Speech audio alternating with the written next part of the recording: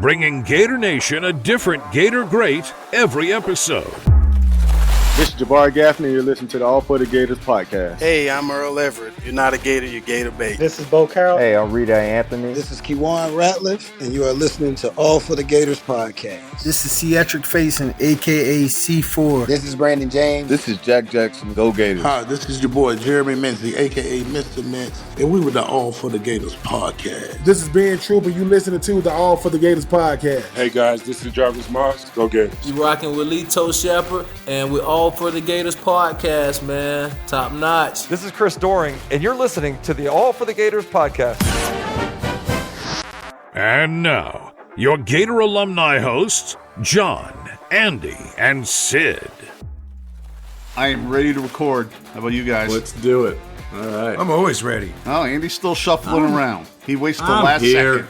I'm here. You missed 3 shows, and now you think you can just do whatever you want. That's right. He picked up some bad habits in his absence. That's right. That's right. Got to get you back on track. Well, we're glad to have you back, Andy. Yes, I'm glad you guys didn't sing while I was gone this time. So that was good. You know, I was trying, as I hit record, I was trying to think of a song that talked about 3. Oh, dear God. And nothing came to mind. Sid, you got anything? 3. 7 Yeah. Mary 3, but that's a group, not a song. No, that's a band. Yeah, that's not helping. 3 Blind Mice. There we go. All around the mulberry bush. The monkey chased the weasel. Oh, man. Do your kids still trick or treat? Halloween just passed. Nope, mine does not. My 16-year-old would have. She was sick. My 13-year-old did. Okay. So you have some candy in the house? No, I have none. You have none? I gave it all out. Okay. Okay. And Andy, did you have any left over from what you gave out? Nope, gave it all out. Gave it all out? Yep. What are you guys buying, like one bag? Halloween Scrooges? I don't know. Exactly. I wasn't even in town. One bulk bag. Yeah, I had one bulk bag, and I gave a lot of kids big old handfuls. Yeah. I got my big wife, hands. she tends to be heavy-handed with the candy. So every year, I think it was 125 pieces in the $10 bag. It was perfect. Yeah, we had about the same. Yeah. All right. So what one Halloween candy did you used to steal from your kids' bucket? Was there one that was like, oh, if I see that, I'm just going to take it? I'm a big fan of the taffy, and that's not the sort of thing I'd buy for myself. So that is just Laffy Taffy. Thing. The taffy, that's a good one. I do go for that. I seek those. And Three Musketeers is my favorite for the candy bar crap. Okay, Andy. Usually it was something with coconut, almond joy, or a Mounds or something like that. Yeah, almond joy, another good one. Nice. Yeah, that's right up my alley, you guys. Good job. I don't know if I have any other than that. Shout out to Whoppers for honorable. Oh, yeah, Whoppers are good. You had to ruin the whole segment. Who eats Whoppers? Whoppers are good, man. Well, I do. What are you, 84? No, those are gumdrops. 84 is for that's the gumdrops. You know what we got in the bucket? A Rolo. Nice. Remember Rolos? Rolo is a whole roll of smiles. Yeah, that's what they say. That was a pleasant surprise. You're impressed. I knew that, aren't you? Yeah. I am. You know what else is a pleasant surprise? Tell us. Today's guest. Oh, bring it. Who's here? All right, look, guys, we've had UF Hall of Famers on this show. We've had UF All-Americans on this show. But today we're going to hear about life in the swamp from a different perspective. From an unsung hero, if you will, of the Swamp Kings era. This guy centered the field goal unit, was the unheralded piece of those special teams, the long snapper. And he played in every Gator game in 2008, 2009, and 2010. That's 41 games. Gator Nation, I present to you 2-time SEC champ, 2-time national champion, and if there was a Hall of Fame for beards, this guy would be a no-doubter. Number 59 in the orange and blue, Mr. John Fairbanks. Right. Hey, thanks, guys. Thanks very much. Yeah, welcome, John. I mean, I got to start off with it. Back at UF, I saw pictures. You had the little goatee going. Yeah. Now you got this magnificent bushel of beard. How does it go from the goatee to the specimen you have on your chin today? Well, I finally hit puberty. Right? And so I was just working with whatever I had back then. And sometimes I see some of those photos from back then and you're like, oh my God, what was happening on my face? And no, I went all in on the full bearded look. All right. John Fairbanks, our guest today. California kid. Yep. Right? You went to high school in California. Why don't you tell us where you came from and how you ended up at the University of Florida? So I come from Southern California. I was born in the desert in Southern California and then moved to Orange County and played ball at like the second smallest public school. So for us, where we were in Southern California, in Newport Beach, California, was 1,500 kids in the school, and that counted like the middle school as well. And we were tiny for that area. And where I was in SoCal, Junior All-American was your main football organization for like Little League football. And they had an outrageous rule that was like you had to be under 185 pounds to be able to play. And so I was a $180 in the fourth grade. Wow. And so I was this huge fat kid that really loved watching football and being around football, but I wasn't allowed to play football because by the time I was 9, I was having to play with like the 14, 15-year-olds. And so that was when my parents were like, well, you're just going to sit out and you'll wait. So I didn't get to play football until my 9th grade year of high school. And so it was kind of one of those things where just getting to watch on the sideline for years and then being able to step in, I'm like, oh, this is exactly what I hoped it would be, of just getting hit and hitting and all of that part of the game. So I was all in. Sure. Kind of once you hit that junior year, you first get really excited because you start getting letters like your sophomore-ish year until you kind of realize what the game is. So you start getting letters from schools and they're like Harvard and Brown and Yale. And you start getting all these, you're like, wow, I'm getting all these letters. Like, this is super awesome. And then you're like, oh, wait. They just see whatever my height and weight is in like the roster, and they're just sending me an automatic letter because I'm like, I was not a Harvard, Yale, or Brown academic dude. Right. Like, there's no way I'm not going to go play at any of these places, and just academically wasn't going to get in. But I did start to get that itch of wanting to go to different colleges, and so that's where we started going to. I was lucky enough to be around the UCLA campus and UCLA program a lot because my grandparents were involved as donors and like boosters for UCLA. So I got to be in Pasadena at the Rose Bowl like every Saturday, and grew up just hating the Trojans that out there on the West Coast. And but I went to their football camp, and then I learned that there was other schools that had summer football camps, and so that kind of became my summer. Was my grandmother would take me to all these different overnight football camps, and being in a little spot where we didn't have, up at this point, like the school wasn't really stellar at football for the high school, but I was all summer getting coached up by all of these college defensive line, offensive line coaches at all these universities, whether it was Stanford or UCLA, USC, Georgia Tech. I went to Georgia for a day and then realized I hated it. Now, remember, I was trained heavily to hate Georgia. Not till you got to Florida, I'm sure, though. Well, yeah. But that was it, right? Like, I had no reason to have any feeling whatsoever towards Athens as a city or Georgia as an organization. So many different camps that I went to between Stanford and UCLA, USC, Georgia Tech, Florida State, Miami. I went to so many different camps over the years. And my first day I got to the Georgia camp, and I remember I told my grandmother after that first half day, I got in the car. She's like, how's it going? I'm like, we need to leave. She's like, what? And I'm like, trust me. I'm like, I hate everything that is this place. I'm like, we have got to get out of here. I don't Good want instincts. Yeah, man. So it was writing on the wall. Little did I know. So doing all those camps, a big edge as far as getting kind of coached up on all those pieces when it came to the game. And I was able to come back. And what gets me to Florida was I kind of had gone to so many different camps, and then Florida State's camp got canceled one year. There was a hurricane or something was coming in, kind of my junior year, summer junior year, getting ready to go in my senior year. And Florida State's camp got canceled because that was the standard of where I was going. It was mainly the Florida State camp was constantly, I was going there. And my grandmother was like, well, you know that there's a school between Orlando and Tallahassee. And I said, okay. And she goes, they have a camp that happens to be this same week, and they haven't canceled it yet. And I said, well, then let's go. And she goes, well, it's a full contact camp. I said, all right, well, we had flown over from Cali, so we didn't have pads or a helmet or anything like that. I'm like, well, if they will let us come without the pads and practice, like I would love to do it either way. And so we go, and they go, yeah, no problem. You can do all the drills and stuff. Just don't get in any of the hitting drills, and just be careful, and you'll be fine. And so we get in to the first drill, and I'm not careful, and I don't not do any of the hitting drills. And little do I know, so the guy I go against is a guy that I end up playing with my whole time at Florida, which was Terrence Sanders, right? So he was number 92, and he came in the 2006 class as well as I did. Well, we don't know each other at the time, and so we go against each other in like an Oklahoma drill. I don't have pads on, he has pads on, and I hit him as hard as I can and end up headbutting his helmet without a helmet and crack my eye open.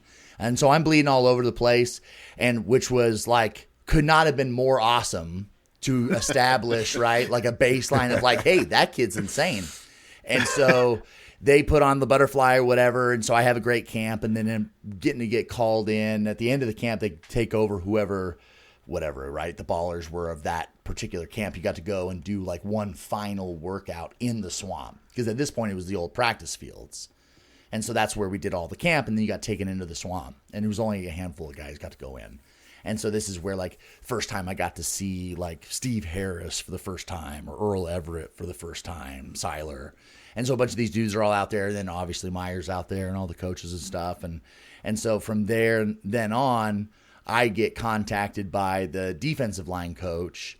At that point, he would call every couple of weeks. How's your grades? How's this? We want you to come. And ultimately we can get you in to the school as a preferred walk-on.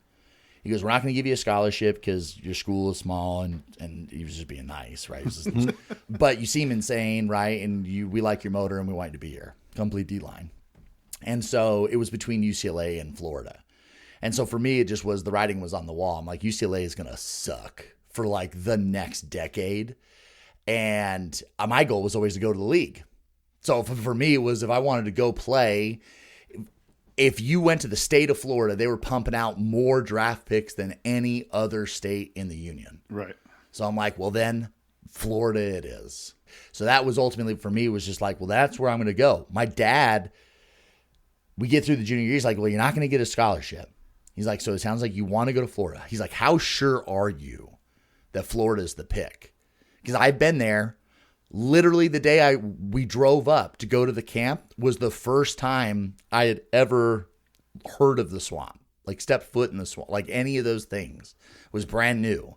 And that's what I paid attention to, was I had been to so many schools, so many campuses, that as soon as I got out of the car, I immediately felt like, this is the place. Like I feel different inside, right? Yeah, absolutely. And I paid attention to that. And it was a big deal, where I have no reason. I don't know anything about this school, because I hated recruiting hype and nonsense of everybody. Like, what's the top 10, whatever recruiting classes, it was a thing that I just had no interest in to pay attention to. So I don't know of any of the hype at the time of like this kid Tebow that might be in Jacksonville that could come. Like, I don't know any of the background. All I know is that I went, I knew what I felt when I was there, and that's the school I want to go to. Like, I just felt it in my jellies, right? And that's where I wanted to go do. And so that was where I told my dad, I'm like, no, that's the school. Like, that's where I'm going for sure. So he moves to Florida. He moves to Florida the summer of my junior year before I start my senior year. Because I don't know if you know this, but college is unreasonably expensive. Establish that residency. And if that's you a are, good dad. And if that is exactly what the plan was. Yep. He's like, well, it's going to be $40,000 a year for out of state, or $4,000 for in state. So he's like, I'm moving. So he moved and would come back for a couple of games, my senior year and for the final banquet.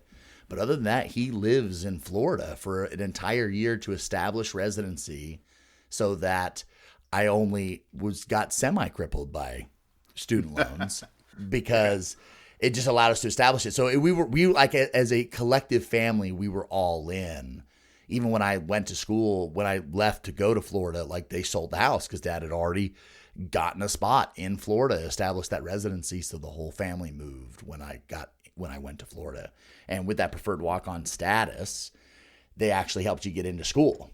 You got brought in under that umbrella like a scholarship guy, to where you may not have that 4.3 GPA like the rest of the kids that need to get in, but because you're coming in, you're being brought in under that umbrella of the team. So after you busted your eye open and they bring you in, are they expecting you to like smash your head into the locker before every game like Goldberg to get that blood going? Yeah, like have like just an unreasonable expectation of self-harm to get the team hyped up. No, luckily no, but man, it definitely me getting my eye split open became regrettably a habit, right? So it was the very first mat drill that I do. So I remember you guys doing your the Swamp Kings response, right, episode. And you guys were talking about kind of being able to get some behind the scenes view of what those mat drills were like. And what we did. That was pretty eye opening. Yeah. I see what you did there, because it was, right? When you get there, right, you're redshirted, right? Well, yeah, because you ain't going to play. So everybody redshirts their first year that's not going to play. So you're on the scout team. Oh, yeah. So what are some of your experiences before we get to what we saw in the Netflix documentary that you saw firsthand and experienced? Yeah. You know, what are some of your experiences? Who are some of the guys you're battling with? Anything to stick out in your memory about those scout team days?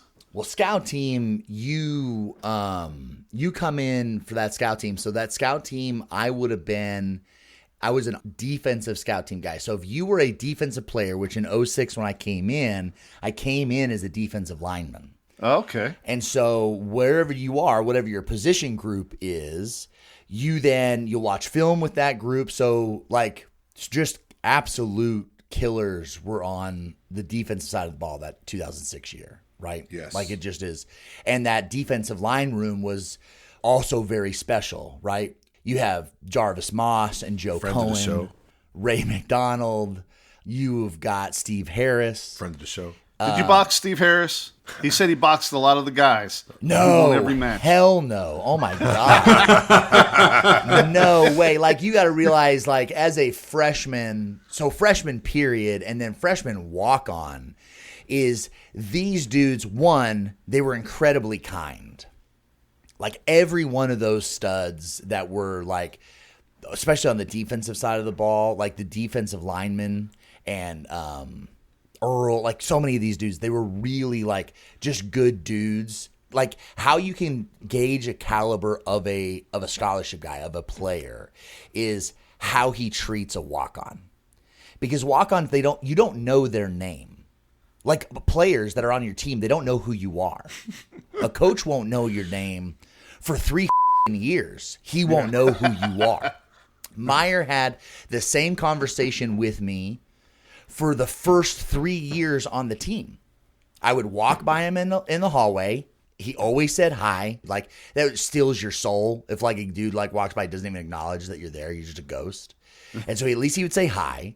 And he would say, "Hey, you're that Mormon kid from California, right?" "Yes, sir. Yes, I am." He goes, "How's your parents?" "My parents are good, sir." He goes, "Well, awesome. All right, well, keep working out there." I had that same conversation for 3 years. "Hey, you're that Mormon kid from California, right?" "Yes, sir. Yes, I am." And so that gauges it, right? And so when you come in, you get to be in those rooms, but then when it comes to scout, you now don't spend any more time with those dudes. You now go to the other side of the ball. So if you are a defensive lineman, you now are going to go be scout D-line, which means the most time you actually spend are with the offensive linemen. So I spent tons of time with Jim Tart and Drew Miller and all of these dudes that were offensive linemen in that 2006 year. And you are getting turned into hamburger just every day. And so it was one of those things where you learn very early on of what it means to be a scout team hero. And you want to avoid being a scout team hero really the best that you can. And it's very conflicting because you work your ass off all through 2 days. You work your ass off to like be noticed because you come in as a freshman, you get this electrical piece of tape that goes over your helmet and you kind of like, you suck, right? And all of you suck. And scholarship guys get it. Everybody gets it. So on your helmet, you have a black piece of electrical tape, and it was a big deal to get that thing off. And you had to do something worthwhile to get it off your helmet. And so you kind of have to now, everyone's just trying to ball out as much as you can. And usually the way you get that stripe off as a walk-on guy is you had to embarrass a scholarship guy, which doesn't always go super well with like your fellow players that you're playing with. Of course. But it was a big deal, right? If you got into, so you see clips of like circle it up, right? It was a three whistle sound off, and then circle it up, and then the coaches would call out dudes to be able to come and then go like toe to toe. And it was at the whistle, you're making contact, usually like 3 yards between you. Everyone circled around you, and it's immediately just, kill or be killed type of mentality when you're in there. And it was awesome. Like that was, for me, that's where I got my stripe off my helmet, where it just was. Most of those scholarship guys that were trying to earn their way, that were, say, offensive linemen, they would call offensive lineman versus defensive lineman. They're just kind of earning their way, try to whatever, they had just gotten done being told that they were God's gift to the universe for like 6 months to a year. And then that was always the most brutal thing, especially once I got older, watching young guys come in. It's like, oh, dude, you drank the Kool-Aid during the recruiting process.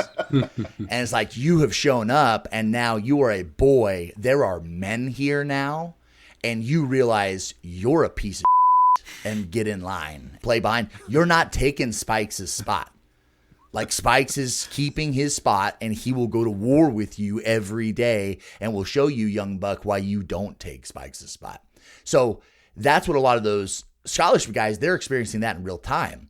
The walk-on dudes, you're just like, I'm here for blood.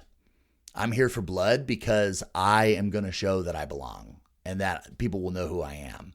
And so that was kind of the mentality that I took of being able to get that stripe off. But then once you get that off, great.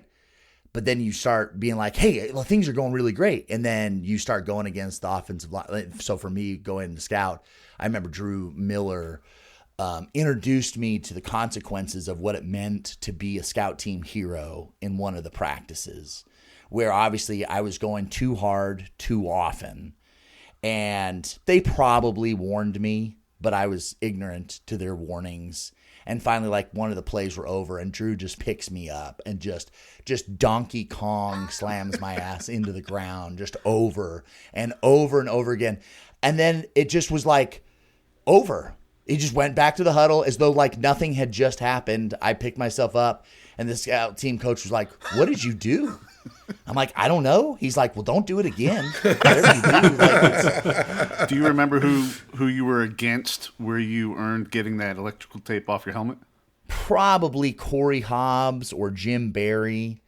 More than likely the coaches loved. So one of the most wicked level of psychological harm that so because Meyer's background, right, is a psychology major, there was mind afoot on like a daily basis, like an hour by hour basis. It's how could he with you mentally.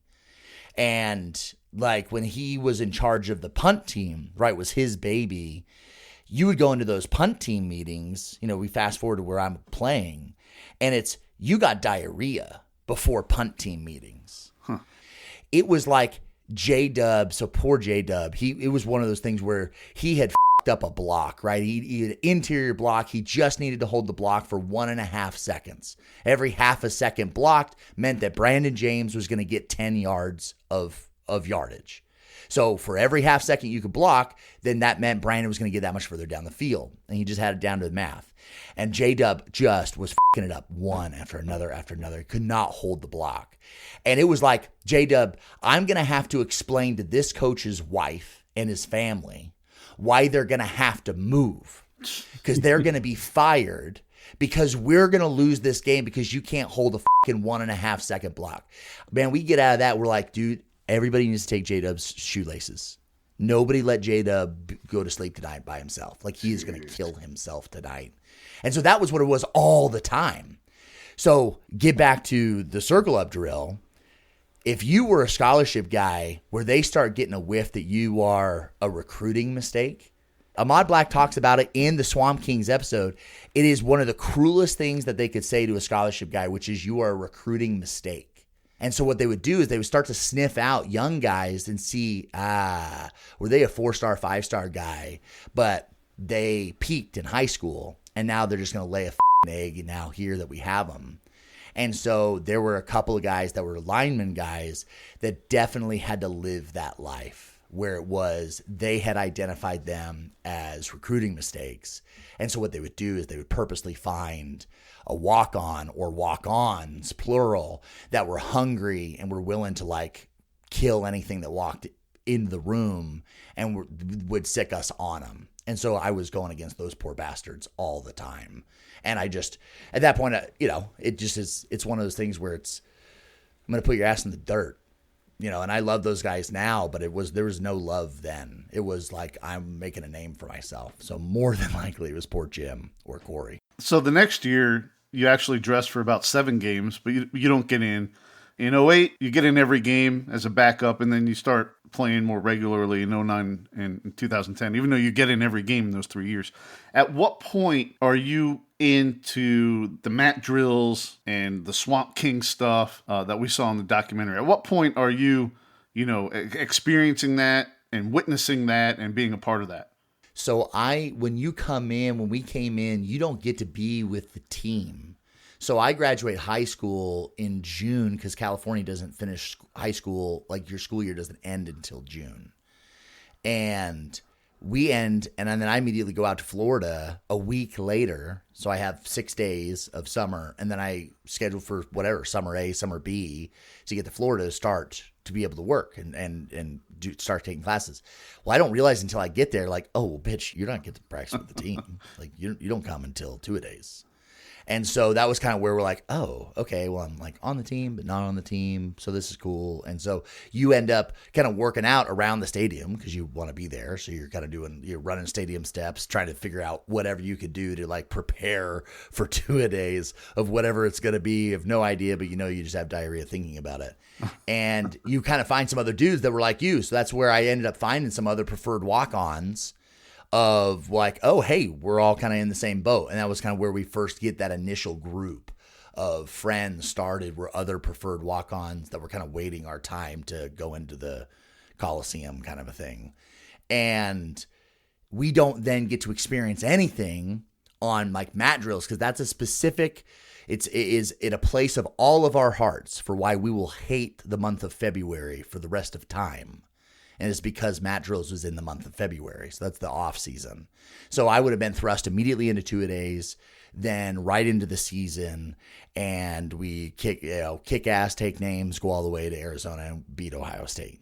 And then we come to a rude awakening of what off season looks like. And that is when mat drills begin, is in February of whatever that is, right? 2007. So obviously coming off that championship year, and this is one of the things I do think that they highlighted well in the documentary, was the huge drop-off in that second season, because they pointed out the opportunity to have the 3 championships in the 4 years. That 1 year, it didn't go so well, and the expectations were really high. Obviously, there was a lot of the transition from Leak to Tebow and getting a lot of attention and everybody bringing their A game against you. But being there in the locker room, and that's also which was covered not as well in the doc. That's also when some of the off the field stuff was coming into play. Do you think that affected what happened on the field, or is it just something that was just happening at the same time? Definitely, the timing of the documentary is off. And that was one of the things I really noted as I was talking to other dudes, where they kind of started talking about a lot of the shit that started to go south, whether it was with guys with legal issues, those type of things. They kind of made it sound like it was happening like early in the season, or was and really my recollection was it was off season. It was off season, but off season between 2007 and 2008. So like the 2007 year is total shit. And that 2007 year we struggle, lose to Michigan, and then it's like that off season is when we got punished. So things were still sweet. Like you only get tortured. When I was at Florida, we got tortured for losses. We didn't lose any game. Like, we didn't lose enough to have experienced any pain in the offseason between 06 and 07. 07 does not work out the way we want it to. So we get to mat drills and we get to that piece. Was my first taste of mat drills, which is where in 07 to start it off as we're getting ready to prep for the 07 season. That was where I was referencing is like it's eye-opening and having a theme of getting my eyebrow split open is my very first combat station in my very first mat drills. One of like the 6'9" offensive linemen, he jumps down. I'm like, okay, I'm going to jump on his back, and this is what I'm going to do. And I'm going to apparently try to strangle him and not let him get to this line. He doesn't even hesitate for a second. He flips me off of his back and then just punches me in the face, like fist to the floor. And I immediately get up, and I have coaches just in my face because I'm bleeding everywhere. And he split my eyebrow open, and it was but it was awesome. Because I was done. I was done that day. So I got to go and get stitches. Yeah. I was excused for the day. There's a couple excuses you could get, and bleeding everywhere and not being able to see was on the list. And so that was my first experience with mat drills. Unique situation of fortuitous bleeding. That's not something that happens often. But see, mat drills were terrible. They were terrible because psychologically that was what they were designed to do. Because what really doesn't get talked about is, it's super sexy and it's easy to show on film of like the combat station, because that combat station kicks ass because they're strangling each other and doing all sorts of things, which for sure, that's what we did. But the real beauty of mat drills was the fact that every single station that you're doing while you're there is an element of seniors go first, then juniors, then sophomores, then freshmen, then walk-ons, then kickers. Kickers are always behind the walk-ons. So this helps you understand the hierarchy of power within our program, which was kickers were right there with the walk-ons, which was fitting because I eventually work with kickers full-time when I get my main spot as a long snapper. But it was, as you're in those lines, the seniors go first. Well, they'll be in there for a couple of seconds. They're sharp. They do whatever needs to be done, and then they get out. If that second group, if the juniors that are waiting to go next, if the next guy's in line, if they don't immediately when the seniors go in to be active in the drill, if the juniors do not have their foot behind the line, down in football position, and snap down with some like authority, seniors have to go again. Oh. And this is every station, mind you, right? So whether we're doing quarter eagles or bear crawls or whatever, fill in the blank, there's 12 different stations that we rotate throughout, which combat drill is only one or two of them. But so that it's kind of where it's like the last combat drill is where then it becomes DBs versus receivers, D-line versus O-line. And that thing's when it gets gnarly because whoever the loser is has to go get tortured more for the finisher and winners get water. But there's so much more mind that's happening earlier throughout that entire hour because of the fact that you are dealing with, you have to be on it. You have to be sharp. You have to have not been out drinking the entire night before. So what ends up happening, of course, is you get through the first three lines and then a freshman it up. And now everybody's got to come back. And then guess what? That freshman it up again. Because guess what? The coaches now are looking specifically at that freshman. To see if and now they got him with like a fine-tooth comb. Of like, oh, I'm now watching everything this kid does. And man, I remember we had a dude that looked like, so Trent Papello was this juicy, tight end, long, flowing blonde hair looking like Fabio, right? Or whatever. Like it just was a specimen, right? And was total surfer dude, whatever. Like he was awesome. Like he was good people. But he was having a bad morning. He just kept screwing up where he was making these dudes go again and re-go again and re-go again. And I remember I was standing there and he up again. I'm like, oh my God, this is insane. And Clint McMillan just walks up and breaks his face. Oh. Punches him so hard that he shatters the kid's orbital bone. He's out for the season. Oh my God. Like Trent never plays. I think Trent eventually transfers, right? Like a year later, essentially. But like it was not levels of okay. Like mentals, again, that psychological warfare. So that was what the beauty of mat drills was getting you so exhausted and breaking you down, and then forcing that level of fear and expertise to not want to be that guy.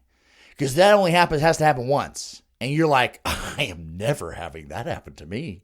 I'm going to keep my foot behind the line, and I will always be ready. But I'm not getting punched. How is this okay? Like you just said, anybody who would know about this has to be like, these are, kids. Sure, they're over 18, technically adults, but they're student athletes. I mean, I have talked about this several times with my wife over the years because, like, go back to Taryn Sanders. So again, Taryn and I became very, very close, and he was another D lineman. Well, I'm in a combat drill with him. I mean, I choked him till he was unconscious, till he passed out. I put him in a headlock and put him out. And I remember talking to my wife about it. I'm like, I could have killed him. There's many, many elements of like looking back on it and being like, we could have killed each other multiple times. And you would have had a rational person, which you are, because you are asking the question. But a rational person from the outside would have been like, why? Hold on. So you put your hands around his neck. Yeah. Yes, sir. And you kept them there until he went unconscious. Yes, sir. I couldn't have him touch the line. It feels like Captain Obvious. It's like how is somebody not upset about this? and it was like, but he couldn't touch the line, sir. He's like, so you felt like you were going to choke him until he went unconscious. Yes, sir. And it's like, oh, I think I know how like some pretty terrible things happen in history. Is you can break down individuals and give them the mission and break them down enough to where we would have done anything. Like Meyer had us to where we would have done anything to be able to perform and be able to, do what needed to be done to play ball on Saturdays and be able to bring what needed to be brought. And we did it unquestioning. On that subject, was there something that you expected to see in Swamp Kings that wasn't covered? There were pieces where there are those stories that we all think we know. Like, I mean, you lived it. We lived it. There are stories you think you know, right? Even within the team, there are going to be stories that you know or you hear rumors of that unless you were the dudes directly involved, it all becomes kind of hearsay. And so I didn't have any expectations of it. I remember when I heard it was going to come out, I remember being like, well, August is going to be spicy. Like, this is going to be awesome. Right. I'm curious to see what they're going to put out there. But I didn't have any expectations of what they were going to share. But there were so many times where something would be said, and then my poor wife, these episodes were, under an hour, but they were 90 minutes a piece with me because I was pausing it every 5 seconds being like, oh, and then this happened, because there was so much more to the story of being like, well, and this. So it just was like, it was one of the more like salacious ones, which I was surprised. I remember when Major starts telling the story of getting the chain snatched off his chest at the club, I'm like, they're going to tell this? Like, they're going to tell this story right now? Because this is one of those stories that, telling war stories, somebody wants to hear stories of like, well, what about this? Or, hey, I heard rumors about this. Be like, well, I got a story that most people don't know. Well, they start telling that story, and I was like, wow, okay. So he gets the chain snatched off his chest, and something takes what's yours. You got to go get it back. I'm like, all right, I dig that. Plus, Major was a stud. Like, I loved Major, right? Everybody loved Major. And I'm like, okay, well, that's where the story ended. Now I'm like, wait a second. Hold on. This was one of the ones where I paused, and I'm like, well, that dude gets shot in the face a couple hours later. Yep. Like, and I'm like, we're just going to totally avoid that part of the conversation. I'm like, and the Pounceys were involved. And that's oftentimes where it was like, that's the story that gets attributed back to Aaron a lot. Where it's like, is that one of Aaron's from back then? Yep. And that was kind of, so there were so many times of like that happened where there would be something that gets talked about. But I didn't get butthurt about Swamp Kings. Like, there were so many people that reached out after it came out, and I'll just call them like normies, right? Like, they're not Gator true like orange and blue through and through. These are regular humans that don't live in Gainesville and don't know anything about the Gators. And they were so excited about it because it kind of gave these snapshots of things where people are like, I had no idea. Like, these are the things that you guys did. Because you kind of like, yeah, we did mat drills. And they're like, well, what was that like? I'm like, they were terrible. It's like, well, I would never have a child in the month of February because of it. Like, it scarred me so much. But like, other than that, you kind of leave it at that. They're like, oh my gosh, those mat drills were horrific. I'm like, yeah, I've kind of like told you guys that for a decade. Like, they were pretty traumatic of that, what we went through. And it kind of, so for me, that's what the documentary did really well, which just kind of just overall generally gave people a peek into some of those things. The camera's rolling for all that just out of curiosity. Oh, we filmed everything. We filmed everything because they were always for so being able to watch film, right? So for coaches to be able to watch how guys are doing. And then we had a kick-ass film crew. Like the staff, like the dudes that were in charge of like hype videos and putting highlight videos and stuff together, like they rocked. Yeah, I wonder if that's something Meyer brought, because we asked some of the guys that were on the 96 team about, we're going to get a Swamp Kings from that era, and they said no, that nothing was being filmed back then. So curious, maybe Meyer brought that. Probably. That would be interesting if it was something that he established at Utah and then would have brought with him over to Florida. Ohio State better hope that they didn't do it because they're gonna. Don't worry, they'll edit out the juicy stuff for that one too.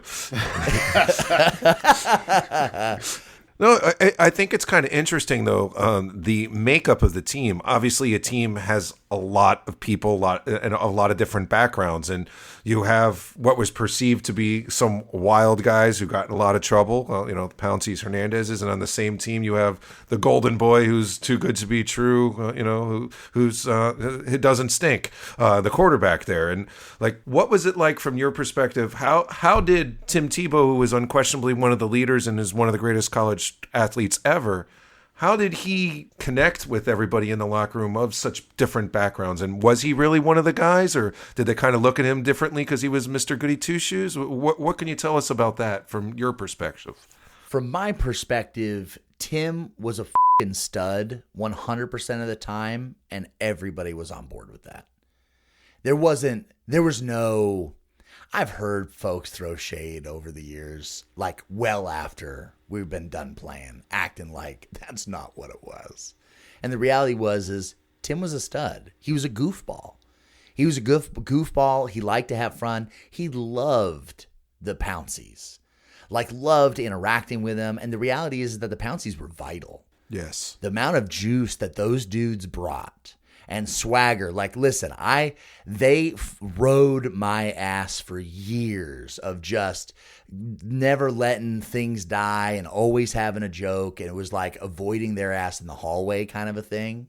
But they were so goddamn vital of showing what it means to bring juice to the game and how to change how you play offensive line. O-line was always, it was either a gentleman's, quiet, speak softly, carry a big stick mentality. And the Pouncey showed up and said, F all that. We're going to play offensive line like defensive linemen. And that was it was awesome. But Tim was in there, man. He loved dancing and loved being a part of it. It never was a piece where he did not appear to ever be uncomfortable with the locker room culture, football culture. It was none of that. And he never made you feel, he was just, and that was the number one question I always have gotten, which is like, hey, once it's like, did you play with Tim Tebow? It's yes. But it is like, is Tim really the way he seems he is? Like the way he acts like he is that how he is? And it's 100% of the time he is. He's legitimately that genuine all the time. And the best way to describe it was it was one of the times I came in and said, Tim, how's it going, man? And he goes, John, I'm blessed, man. And I go, Tim, you are allowed to say it's just a bad fucking day. It doesn't always have to be that you're blessed. And he goes, well, if I have a bad day, I'll let you know. And it was like, all right, God damn it, Tim. All right, fine. And that was Tim. So definitely he was the leader. It wasn't an issue. I would tell you that was the one piece that did rubbed me the wrong way of watching the Swamp Kings was that there were a lot of good dudes on that team. Like, I'm talking like stand-up, chaplain level, like they're pharmacists now, like levels of dudes that were all across the team, not just walk-ons, but also scholarship guys. It just is, that's not sexy to be like, yeah, and then he became a pharmacist, or then he started his own business and he has a beautiful family. It's like, no, they're all felons, and that's what's interesting. And so that's where, yeah, we had it. We definitely had them, right? Clearly. But that's not, when you're playing ball together and you're in the locker room, you're all teammates. Like it's this level of, because Aaron ends up being a very popular topic of conversation for most folks once they learn your years that you played at Florida. They want to talk to you about Tebow, and then they want to talk to you about Aaron. And the reality is that Aaron as a teammate, Aaron as a football player, he had a great smile, he had a good sense of humor, and he was a fucking amazing football player. And he wasn't a bad teammate. So the reality is there's these levels of just onions to these dudes that it's as salacious as we can make them and build them out to where, good or bad that they do, there is these weird dichotomies that work in all of our minds where it's just like, yeah, but there was also like, he may have killed quite a few people and it's not okay. And that's awful, but he also was my teammate. And so I also know that there's an aspect of him that was here as well, of someone that I knew over here. And that was, you had to there was lots of that. Like Tony Joyner was one of the nicest dudes that I ever came across as a young guy and as I got older, to where Tony was solid. He was solid to every walk on. He was super kind. Yeah.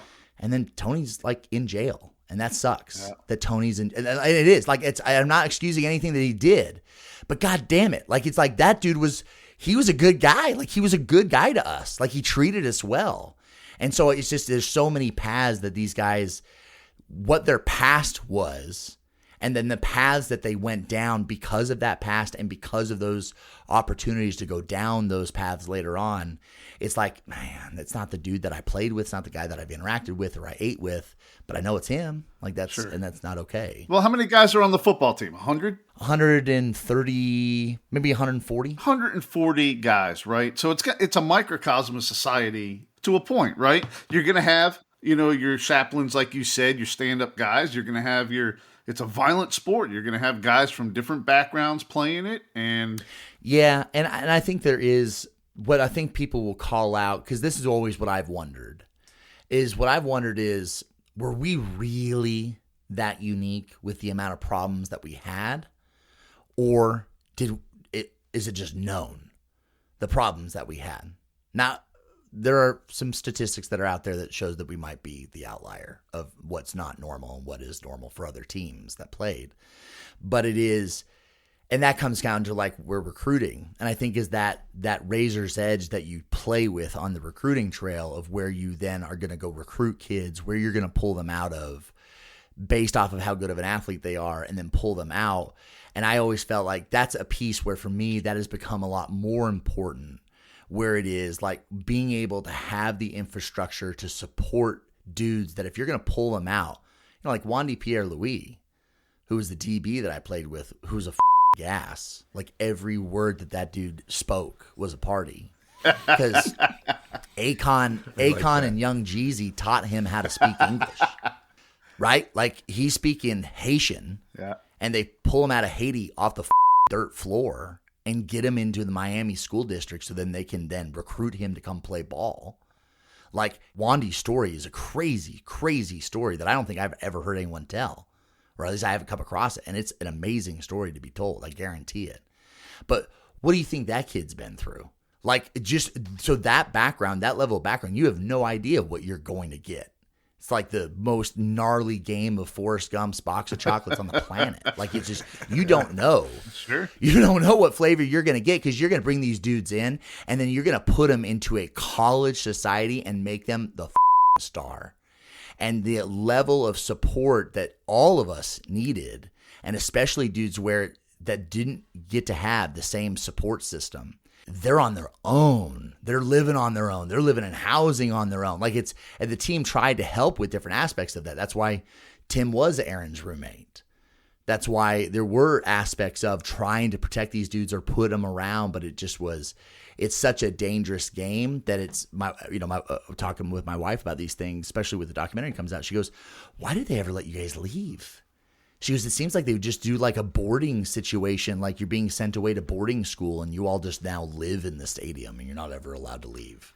And you just got to be able to protect you guys in there and keep you away from like your own bad habits." Well, they had you there at what, midnight doing workouts? Yeah, that was pretty funny because they acted like that was crazy. Was that midnight lift? The midnight lift was always like, it was fun, man. It was like face paint and getting juiced up and everybody like singing and dancing and lifting and getting swole and stuff. Like that's what the midnight lift was. There's a lift that they did not talk about in the documentary that goes on par because it's in the same month of February, which is why February is the worst month of the year. So you have mat drills, which was every Wednesday at the crack of ass to go get tortured mentally. But Valentine's Day had the St. Valentine's Day Massacre. So the St. Valentine's Day Massacre was a lift that they would put butcher paper over the windows to the weight room so you couldn't see in. And so it was like you waited for whatever your time was to lift, and you had to wait in the hall, and you didn't know what to expect. All you saw was the aftermath of dudes coming out from the hour before you.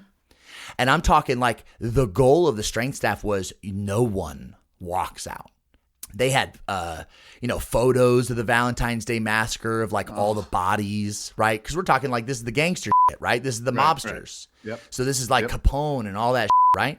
And so we had that all over the locker room. It's all over in the weight room. And that's when I watched Brandon and Spikes cry. Was they locked Brandon into a leg press machine and they didn't let him out for like a long time. Like he did well over 100 reps. And it was just their goal was to completely break him down and strip him down like mentally when we were young bucks.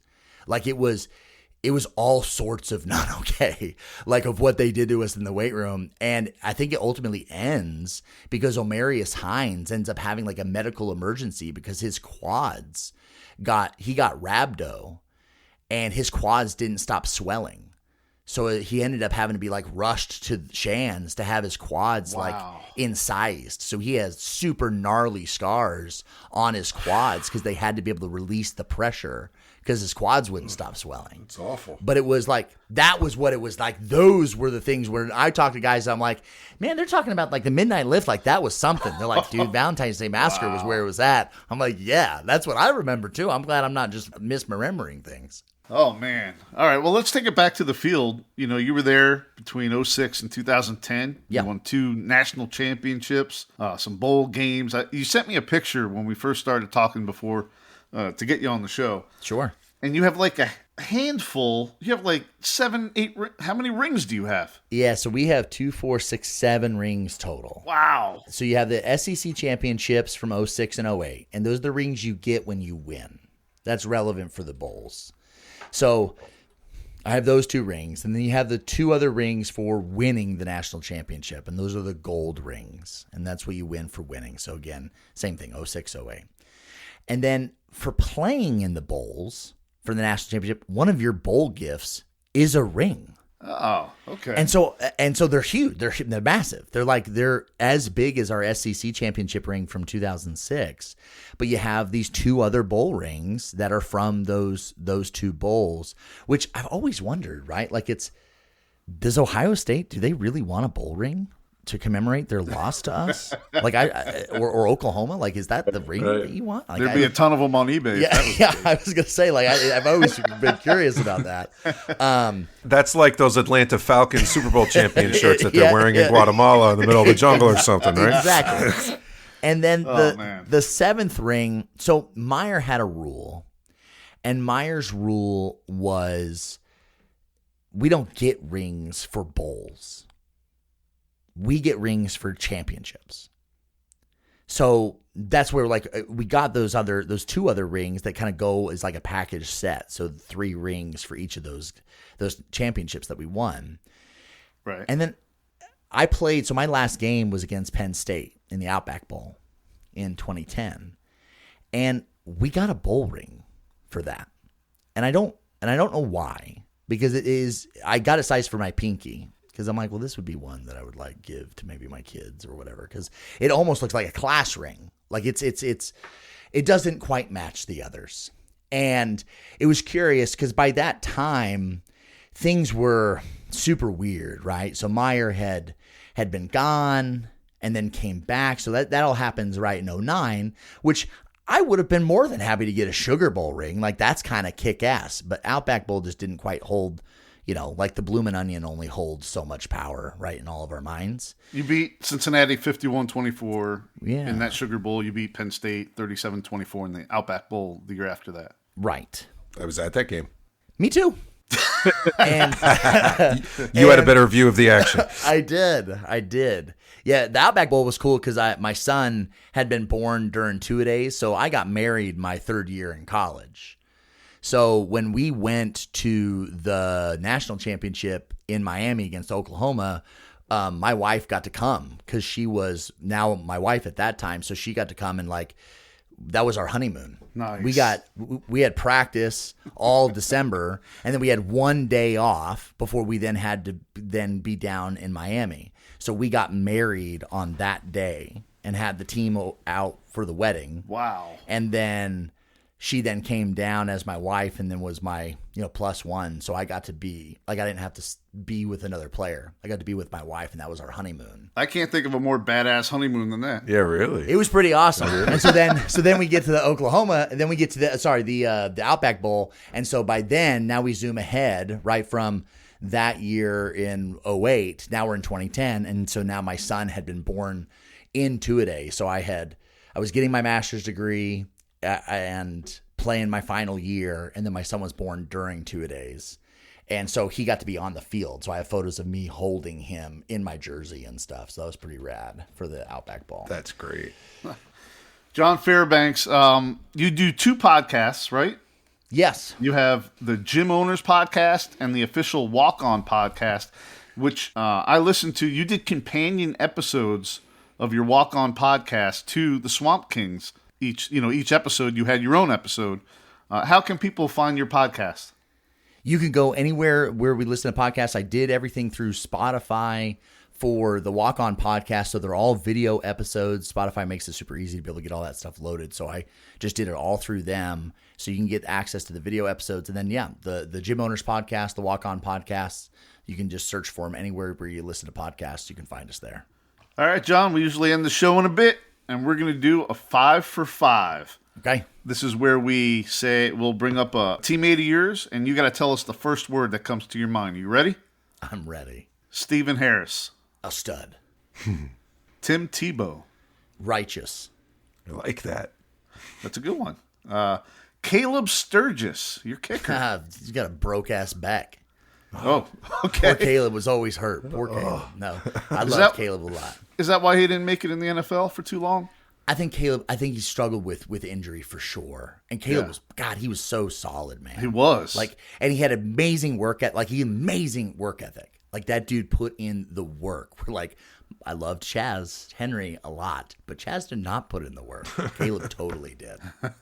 So poor Caleb's back. How about Big Cy? Big Cy, leader. Yeah, we saw that. For sure. Brandon Spikes. He's the man. Brandon Spikes is the man. I love Brandon Spikes. Did you see that relationship that they had? As a father and son, yeah. Yeah. It was a father-son relationship for sure. And getting Brandon, I loved that aspect of the documentary, of showing that aspect of Brandon being butthurt, wanting to take his job, and Brandon just being an old-ass man, being like, listen, young buck, I will show you the way, and this is how you're going to get things done. And kind of show him. That was my favorite part. I really liked it. I loved that. This is all yours, he said. Yeah. That was excellent. Yeah. Absolutely. All right, John Fairbanks, long snapper, 2-time SEC champ, 2-time national champion. It's been an honor talking to you, and thank you for sharing those stories, those Swamp Kings era stories about Urban and the mat drills and Valentine's Day Massacre. I mean, it's something we learned about today. Never knew that before. I don't know about the other guys, but I never heard that story. Yes. Good. Yeah, that was good. It's good. It needs to be shared. No, it's been a pleasure. I've really enjoyed being able to share the stories with you guys. All right, John. Thank you very much. Thank you. Wow. I mean, not the biggest name on the marquee, right, of former Gator players. Man, but the insight. I feel like we're in the Oz. Pay no attention to the man behind the curtain. That man was behind the curtain. Yeah, man. And I'll tell you what, if we're doing 2 bits, I'm going first.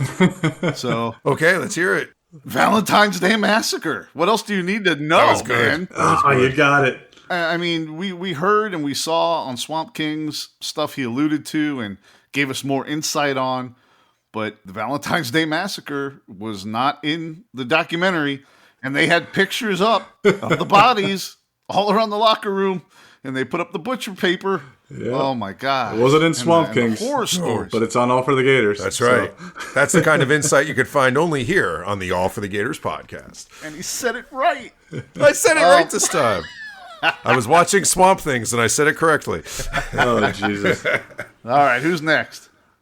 Well, that was definitely mine, but I'll go with, I think just the general insight that he said, talked about of being a walk-on, kind of the stories from that perspective, and, talking about, just trying to earn the right to what he, quote-unquote, dress out, which basically meant you got to be on the sidelines in shorts and a jersey, right? It was just some of the cool stories and the trials and tribulations of kind of being a walk-on and all that you had to go through. And even that some of the, guys that were scholarship got treated kind of like crap in the beginning, and you kind of had to earn your stripes.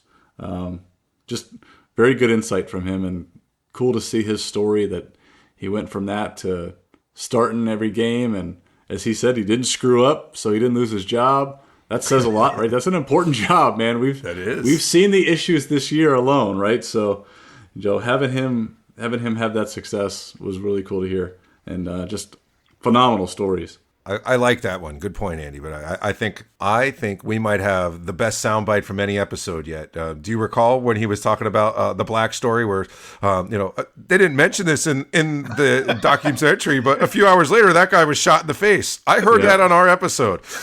So getting back to the beginning of the episode, we were thinking of songs with 3. I'm now thinking of Leonard Skinner. If I were in the club, I'd want 3 steps to the door, get me out of there. I don't know what's going on. That's a bad scene. So